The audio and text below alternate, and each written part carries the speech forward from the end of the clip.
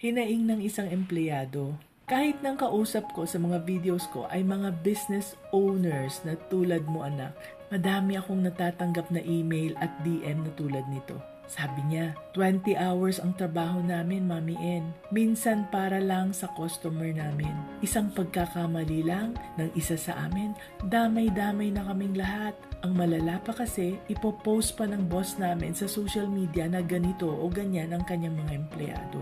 Sana man lang, i-confront na lang niya kung sino man yung employee na nagkamali, di ba? Sana man lang naisip niya. Napagod kami sa katatrabaho ng buong 20 hours. In na po kami ng 7 a.m.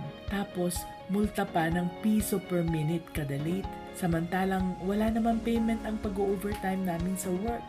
Nakakalungkot pakinggan ang mga hinaing na ganito, right? Isa lang ito sa mga natatanggap ko. Totoo namang madaming mga employees na abusado.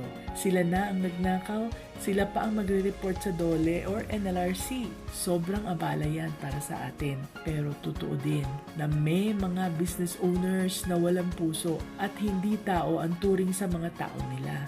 My experience is that in general, when we treat our employees well, they will also take care of us.